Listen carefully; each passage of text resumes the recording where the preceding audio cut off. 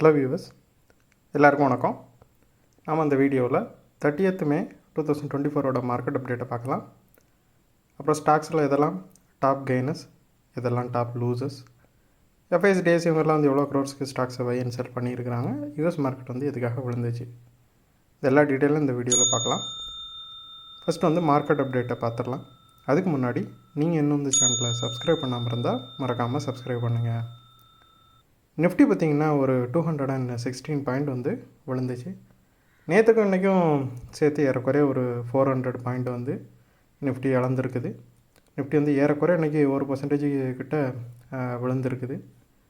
So இடையில வந்து அந்த ஒரு ரேலி வந்து இப்போதைக்கு ஒரு ட்ராப் மாதிரி தான் தெரியுது. ஸோ அதில் லாங் போனவங்கெல்லாம் கொஞ்சம் ட்ரபிளில் இருக்கிறதுக்கான வாய்ப்புகள் நிறையவே இருக்குது. அதே மாதிரி கிஃப்ட் நிஃப்டி பார்த்திங்கன்னா இன்றைக்கி இந்த 400 பாயிண்ட் டவுனுக்கு அப்புறமா ஒரு சின்ன பாசிட்டிவிட்டியாக காட்டுது. ஒரு 47 பாயிண்ட் வந்து பாசிட்டிவாக காட்டுது கிஃப்ட் நிஃப்டி. ஸோ நாளைக்கு மேபி ஒரு சின்ன ரெக்கவரி இருக்கிறதுக்கு வாய்ப்புகள் அதிகமாகவே இருக்குது. அப்புறம் ஸ்டாக்ஸில் பார்த்தோம் அப்படின்னா மொத்தமே ஒரு 5 ஸ்டாக் தான் வந்து பாசிட்டிவில் க்ளோஸ் ஆச்சுது. 2 ஸ்டாக்கு நியூட்ரலாக இருந்துச்சு. 43 ஸ்டாக்ஸ் வந்து நெகட்டிவாக தான் இன்றைக்கி ட்ரேட் ஆகிட்டு இருந்துச்சு. டாப் கெய்னர்ஸ் யாரெல்லாம் பார்த்தோம் அப்படின்னா ஃபஸ்ட் வந்து ஐசிஐசிஐ பேங்க் இருக்குது. ஒரு 11 பாயிண்ட் வந்து ரேலியாக இருந்துச்சு. அப்புறம் செகண்ட் டாப் கெய்னர் பார்த்திங்க அப்படின்னா ஆக்சிஸ் பேங்க் ஒரு 8 பாயிண்ட் வந்து ரேலியாக இருந்துச்சு. அப்புறம் தேர்ட் கெய்னர் வந்து ஹெச்டிஎஃப்சி ஒரு 6 பாயிண்ட் வந்து ரேலியாக இருந்துச்சு. ஸோ மூணுமே பார்த்திங்கன்னா பேங்க்ஸ் தான் ரேலியாக இருக்குது. இதுக்கு ஒரே காமன் ரீசன் தான் என்னென்னு பார்த்திங்கன்னா எஸ்என்பி வந்து அவங்க ஒரு ரேட்டிங் கம்பெனி தான். அவங்க வந்து இந்தியாவோட 5 பேங்க் வந்து அப்கிரேட் பண்ணியிருக்கிறாங்க. ஸ்டேபிளுங்கிற அவுட்லுக்கில் வந்து இப்போ பாசிட்டிவ்ங்கிற அவுட்லுக்கு வந்து அவங்க அப்கிரேட் பண்ணியிருக்கிறாங்க.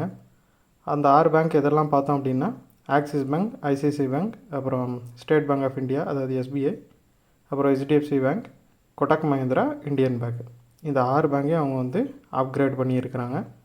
ஸோ அதோட ரீசனால் தான் இந்த 3 பேங்க்குமே வந்து இந்தளவுக்கு ரேலியை கொடுத்துச்சு. அப்புறம் டாப் லூசர்ஸில் வந்து தேர்டு பார்த்திங்கன்னா பவர் கிரிட் கார்ப் இருக்குது. அது ஒரு 11 பாயிண்ட் வந்து விழுந்திருக்குது. அவங்களோட மார்ச் சேல்ஸ் டேட்டா வந்துருந்துச்சு. அதில் பார்த்திங்கன்னா நெட் சேல்ஸ் வந்து 11,050 crore இருந்துச்சு.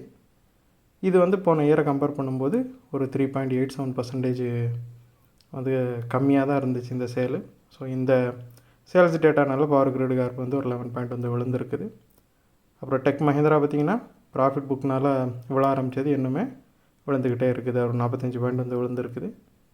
அப்புறம் டாடா ஸ்டீல் பார்த்திங்கன்னா ஒரு 10 பாயிண்ட் வந்து விழுந்திருக்குது. டாடா ஸ்டீலோட Q4 ரிசல்ட் வந்துருந்துச்சு. அதில் நெட் ப்ராஃபிட் வந்து 611 crore இருந்துச்சு. டிவிடெண்ட் வந்து ஒவ்வொரு ஷேருக்கும் ஒரு 3.6 rupees வந்து அவங்க கொடுக்குறாங்க. நெட் ப்ராஃபிட்டை பார்த்தோம் அப்படின்னா ஒரு 64% வந்து ஃபால் ஆகிருக்குது லாஸ்ட் இயரை கம்பேர் பண்ணும்போது.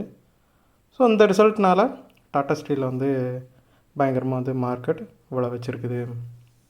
டாடா ஸ்டீல் பார்த்திங்கன்னா ஒரு 5.8% மேலே விழுந்திருக்குது. அப்புறம் எஃப்ஐஸை பார்த்தோம் அப்படின்னா அவங்க வந்து 2வது கண்டினியூஸ் டேவை செல் பண்ணுறாங்க. இன்றைக்கி ஒரு 3,550 crore வந்து அவங்க செல் பண்ணியிருக்கிறாங்க. எஃப்ஐஎஸ்க்கு நிகராக எஃப்ஐஎஸ் 3,000 crore செல் பண்ணியிருக்கிறதுனால டிஐஸும் ஏறக்குறைய அதை மேட்ச் பண்ணுறது அதோட அதிகமாகவே ஒரு 3,432 crore வந்து பை பண்ணியிருக்கிறாங்க. டிஐஸ் வந்து 8வது கண்டினியூஸ் டேவை பை பண்ணிகிட்ருக்கிறாங்க. அப்புறம் யூஎஸ் மார்க்கெட்டை பார்த்திங்கன்னா டவ் ஒரு 330 பாயிண்ட் வந்து விழுந்திருக்குது. S&P 500 ஒரு 31 பாயிண்ட் வந்து விழுந்திருக்குது. நாஸ்டாக் ஒரு 183 பாயிண்ட் வந்து விழுந்திருக்குது. டவ் தான் ரொம்ப அதிகமாக ஒரு 330 பாயிண்ட் வந்து விழுந்திருக்குது. ஸோ இந்த அளவுக்கு யூஎஸ் மார்க்கெட் வந்து பியரிஷாக இருக்கிறதுக்கு நிறைய ரீசன்ஸ் இருக்குது.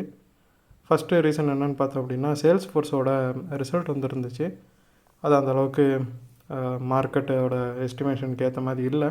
ஸோ அதனால் சேல்ஸ் ஃபோர்ஸ் வந்து ஒரு 20% விழுந்திருக்குது. அது மட்டும் இல்லாமல் யூஎஸ் ஜிடிபி பார்த்தோம் அப்படின்னா ஒரு 1.3% வந்து ஃபஸ்ட்டு குவார்ட்டரில் க்ரோ ஆகிருக்குது. அப்புறம் வந்து நாளைக்கு இன்ஃப்ளேஷன் டேட்டா வேறு வரப்போகுது. ஸோ இப்படி இந்த எல்லா டீட்டெயில்ஸுமே சேர்ந்து யூஎஸ் மார்க்கெட் வந்து ஒரு மாதிரி ப்ரெஷரில் வச்சுருக்குது. ஸோ அந்த ப்ரெஷர்னால தான் யூஎஸ் மார்க்கெட் வந்து இந்த அளவுக்கு விழுந்துட்டுருக்குது. இந்த வீடியோவில் நான் உங்களுக்கு கொடுத்த இன்ஃபர்மேஷன்ஸ் எல்லாம் கண்டிப்பாக ஹெல்ப்ஃபுல்லாக இருந்திருக்கும் நான் நம்புகிறேன். இது உங்களோட ஃபியூச்சர் ட்ரேடிங் செஷனுக்கு கண்டிப்பாக ஹெல்ப் பண்ணும். இந்த வீடியோ உங்களுக்கு பிடிச்சிருந்துச்சின்னா லைக் பண்ணுங்கள், ஷேர் பண்ணுங்கள், மறக்காமல் சேனலுக்கு சப்ஸ்கிரைப் பண்ணுங்கள். அப்படியே அந்த பெல் ஐக்கானையும் கிளிக் பண்ணிங்கன்னா டெய்லி அப்டேட்ஸ் தவறாமல் கிடைக்கும். தேங்க்ஸ் ஃபார் வாட்சிங், கீப் சப்போர்ட்டிங். நான் இன்னொரு வீடியோவில் உங்களை சந்திக்கிறேன். தேங்க்யூ.